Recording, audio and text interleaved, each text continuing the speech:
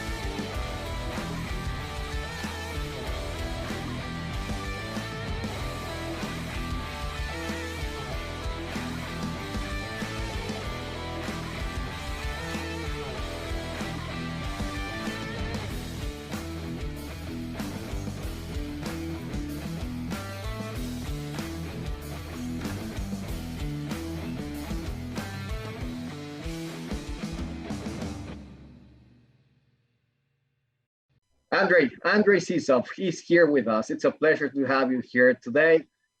Keynote speaker and a referent when it comes to information about the Black Sea. Thank you for being with us, Andrey. And once that we have you here all the way from Russia, what can you tell us about your production expectations in wheat? We've seen back and forth and people with analysis that will say it's too dry, it's not good enough, and production's going to come down and so on. But I've seen the very solid about not so bad ideas of production. Where do you see wheat production in Russia this year?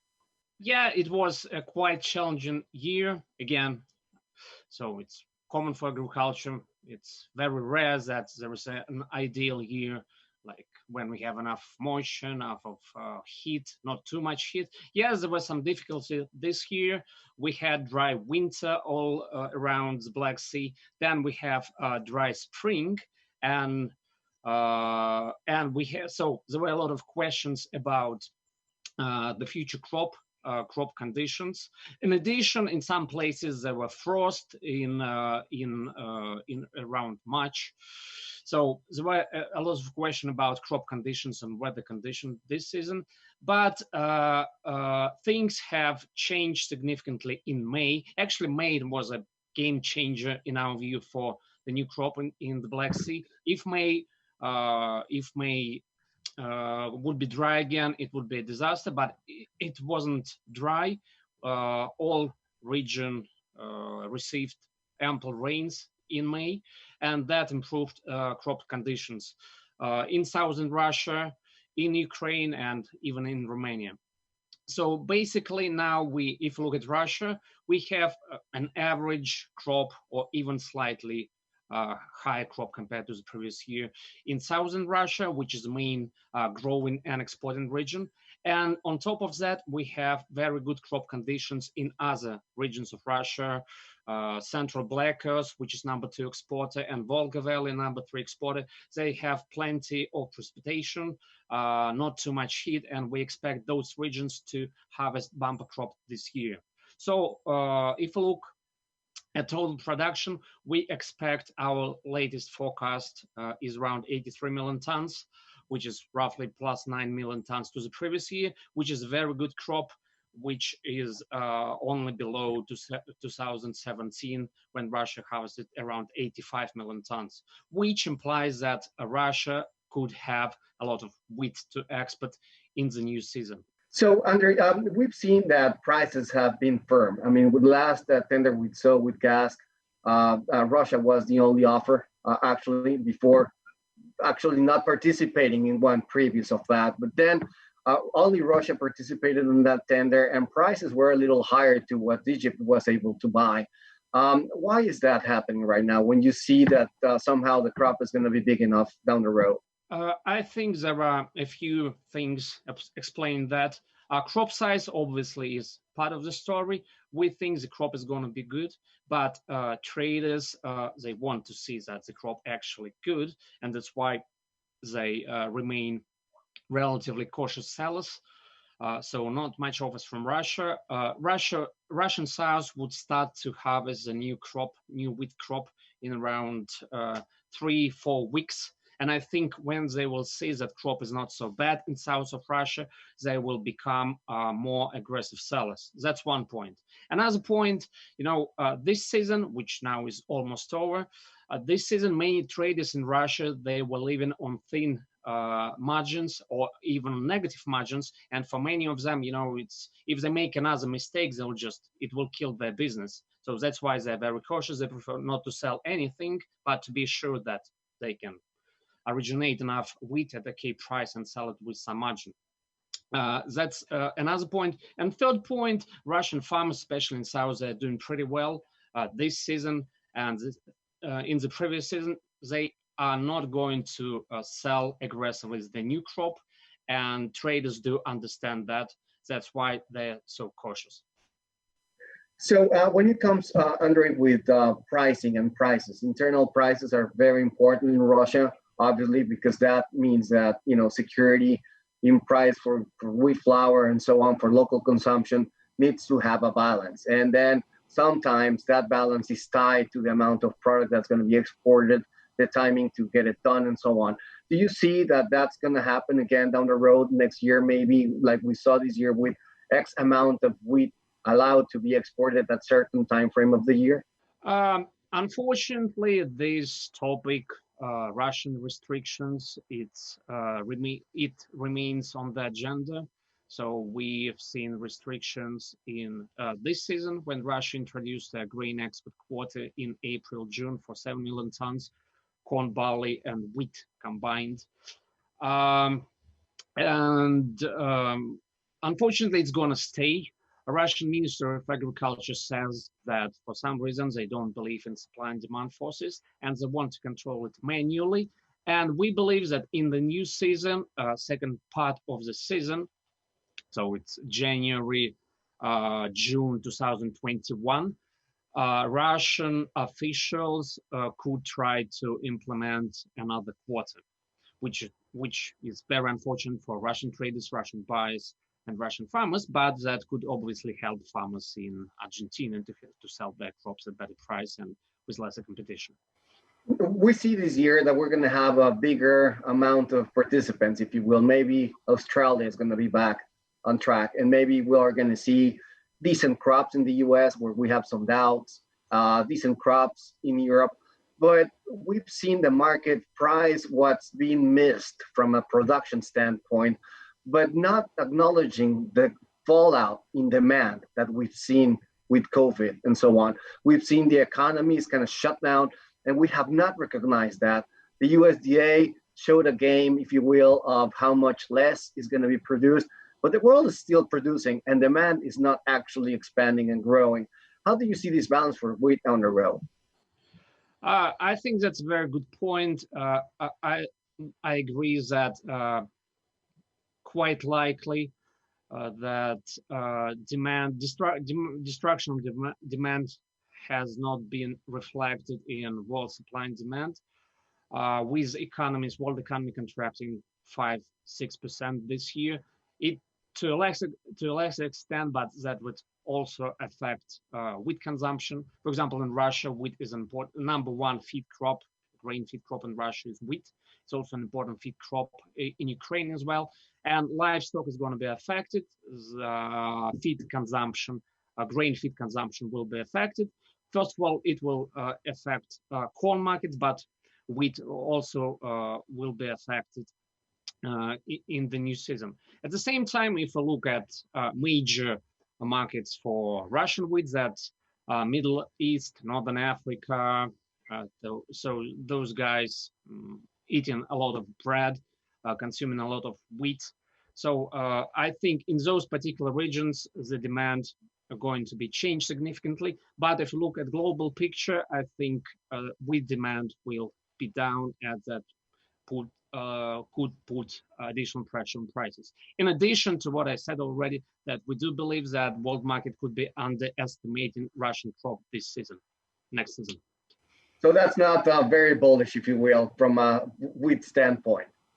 Yeah, it's as usual. We have some bullish factors, like we have some bearish factors. Bullish factors, okay, we have a significant decline in, so I'm talking from Russian wheat perspective, we have significant decline of production in EU, France, Romania. We have a decline of production in Ukraine, roughly minus 2 million tons potentially. So that could support the prices. At the same time, as we know, as we said, we could see some decline, additional decline of consumption all over the world, and quite likely a very good crop in Russia. So after talking to you, I would probably say that it's more bearish than bullish. All right, Andrey, we have maybe 3 minutes left, and I want to give you maybe a tough question, if you will. We were talking with Salvador when we started the program, if you will, that the Federal Reserve in the U.S. has gotten into more, if you will, support of the economy by maybe purchasing, private bonds or so on. We see that the Fed in the U.S. is very heavily promoting their agenda into that. But that's going to create balances and imbalances in the U.S. dollar strength and weakness, and with that, all the currencies, including your own. That means that the competition for prices around the world with the money, with dollar weak or dollar strong, is going to create some sort of instability, if you will, or unpredictability or volatility. Where do you see your ruble? Where do you see Russia competing and the strength of your currency, if you will, going forward? So for Russia and Ukraine, foreign currency exchange rates are a very important part of equation of their competitive edge. Actually, as you mentioned, ruble and currency, one of the reasons why Russian traders were slow sellers at the beginning of selling the new wheat, I think it's that ruble has been appreciating very fast in previous several months already. It's roughly from 82 rubles per dollar. Now it's around 70 rubles per dollar. And that also slow down our exports. So basically that thing, the balance, where do you see a ruble going forward? Yeah, I think more important factor for ruble, now it's not Fed policy. Fed policy is important, but more important is oil prices. So now it's very correlated to oil. The correlation is not really simple, but when oil is at historically cheap, the correlation is very good. So if we see after recent sell-off, if we see oil going up again, that would imply a higher ruble exchange rate, and that will slightly decrease competitiveness of Russian wheat. But I think during the rest of the year, we could see Russian ruble close to current levels, which is roughly 68, 70 rubles, 72 maybe rubles per dollar. And that will basically have a relatively small effect on our exports. What is more important is crop size and state regulation. That's awesome. Andrey, looking forward to keep with your SIZOV subscription. Great reports, great analysis great research and great insight. So looking forward for that. And I appreciate you. Thank you so much for being here with us. We'll shoot you the Spanish version for your delightment, if you will, down the road. Thank you so much, sir.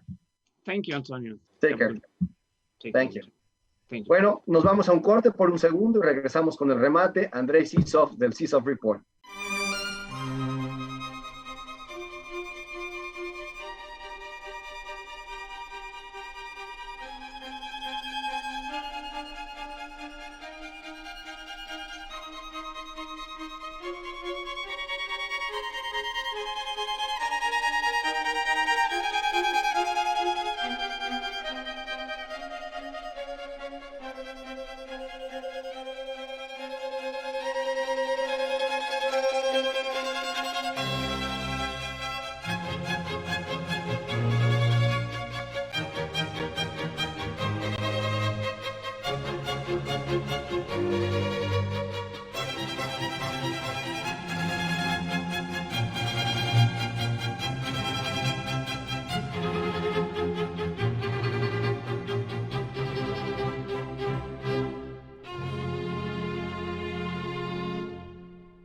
Y ya estamos en el tercer bloque de TNT. Y claro, me ven con el teléfono en la mano.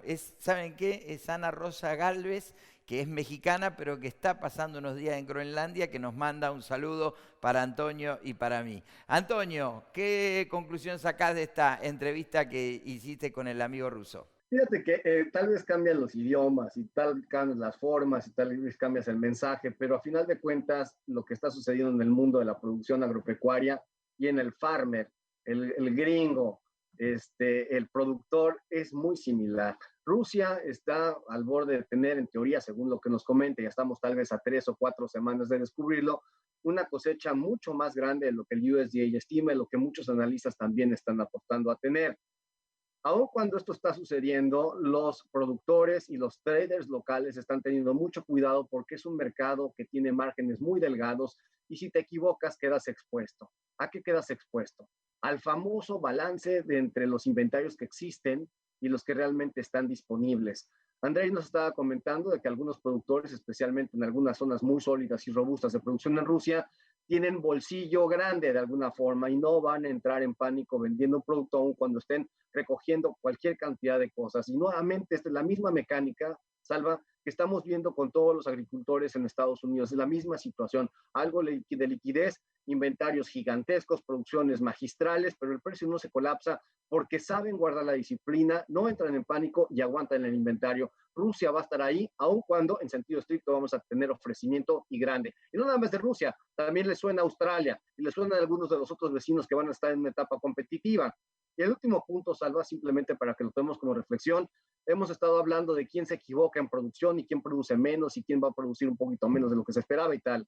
Pero no hemos puesto un análisis serio sobre el choque de la demanda que hemos tenido en nuestros últimos tiempos. Así es de que ese balance todo lo tenemos pendiente y esta historia, como sabes, está en evolución. Sí, también tenemos que decir que los mercados son los mercados del futuro, pero del mercado no del mañana, del futuro, de operar en los mercados del futuro, porque básicamente toda esta volatilidad que tenemos entre los stocks, la demanda, la oferta, hace que en el medio que se llegue a la cosecha hay mucha volatilidad en el precio que la gente tendría que capturar y nada mejor para eso de tener buenos costos y salir a mirar día a día lo que pasa en el mercado referencial a escala mundial que es Chicago. Sí, que en este tema de las coberturas, estar viendo lo que está pasando en Chicago, lo que está pasando en los mercados, necesitas un anclaje flexible. Hemos encontrado gente que con un escenario de mundo distinto ha cambiado su realidad y los etiquetados de márgenes que tenían o estas coberturas que tenían no eran tan flexibles y el día de hoy no los tienen en buena posición, aunque teóricamente tendrían que haber sido buenas. El mundo les cambió. Te abre un nuevo panorama. Realmente estamos en una etapa inédita que te va a hacer aprender muy rápidamente y quienes estemos del otro lado del puente y que nos estemos saludando después de haber guardado disciplina, encontraremos que haberlo hecho y haber tenido una planeación estratégica adecuada hace mucho sentido y es lo que tiene que ser conducente de aquí en adelante. Bueno, el gran signo de interrogación va a ser en los próximos años esta salida de la pandemia. Una salida de la pandemia en donde, te refuerzo lo que dijimos al principio, un Brasil que va a tener un 18% de déficit fiscal en el año 2020 y probablemente cerca del 10% en el 2021. Todo eso lo va a terminar conjugando con endeudamiento. Y bueno, Brasil en una situación muy especial, porque Brasil y México son 2/3 de América Latina, y Brasil hoy tiene una gran relación con China, a quien le está mandando toda su materia prima, pero por otro lado empieza a sentir esa falta de financiamiento. La Argentina está en la situación inversa. La Argentina hoy no tiene plan económico, pero está reestructurando su deuda. Es el primer país de toda América Latina que está yendo a una reestructuración para luego armar su plan económico. La mayoría de los analistas internacionales dan que Argentina va a tener el menor déficit fiscal en el 2021 y podría ser uno de los países que más crezca en el 2021 después de arreglar la deuda. Me parece que viene una ronda de renegociaciones de deuda a escala mundial que van a marcar el ritmo de los mercados en el mundo, de los mercados en Latinoamérica, y probablemente algo tendrá de incidencia en las materias primas. Sí, yo la verdad estaría apostando a escenarios de mejoras y de crecimientos, especialmente en el área de materias primas, y eventualmente vamos a tener, no sé a qué grado, y tú sabes mejor de esto que yo, pero alguna escalada de inflación, un incremento en los precios energéticos. Yo creo que los costos en las cadenas de suministro se van a levantar porque van a haber muchas de estas cadenas de suministro que se van a repatriar y habrá que reinventar y reinvertir y acomodar cosas. Yo creo que las materias primas van a jugar un efecto importante, y para eso también hay que seguir muy de cerca el plan económico de la Casa Blanca. El presidente Trump insiste en que tenemos que ver un programa de infraestructura por $1 trillón en diferentes formas. Eso es normalmente alcista commodities porque requiere infraestructura, construcción, metales, materia prima y energéticos. Así es de que una cosa pega de la otra. Me parece que tenemos hacia el 21-22 escenarios muchos mejores, pero hay que pasar el 20 y lo que nos quede. Así es de que no importa cuándo sea la fecha, el tema es de que estaremos ahí. Sin duda, y en función de lo que ha dicho Donald Trump, también la mayoría de las agencias de inversión dicen que no hay que tener bonos de tesorería americano porque todo este megaplan que va a llegar adelante a Estados Unidos probablemente que genere un poco más de inflación y genere un poco más de tasa de interés, con lo cual nada mejor que salir de los bonos de tesorería americanos y apostar una parte al oro por si la Reserva Federal se equivoca, y otra parte mucho más importante, activo de más riesgo, otro tipo de materias primas como vos mencionabas, o bien al mercado accionario, que tendrá una exuberancia irracional pero no para de subir. Como estamos llegando al final y yo hoy te primerié, yo me fui a tomar un gin tonic mientras disfruté la nota esta. Para terminar el sexy viernes, ¿qué trago tiene Antonio? Este va a ser un día de tomarnos un Pingus 2013 en celebración de Sexy Viernes. Así es de que el día de hoy comemos con un Pingus de esta naturaleza, y te guardo el corcho para que cuando lo tengas a la mano te recuerdes de lo que te estoy hablando. Pingus 2013. Bueno, pero ¿qué es un Pingus? ¿Qué es? ¿Es un vino? ¿Qué uva? Es un vino tinto, Ribera del Duero, un tempranillo, muy bien elaborado, que no es algo de muchísimo caché, pero de mucha potencia. Mira qué bien, mira qué bien. Yo al tempranillo lo tenía ya con poca graduación alcohólica, pero si vos me decís que tiene potencia, tendrá potencia. Fíjate, nos están llamando aquí en el teléfono, nos vamos, pero nos reencontramos el viernes próximo. Un abrazo y hasta la próxima. Saludos, bye. Chau, chau.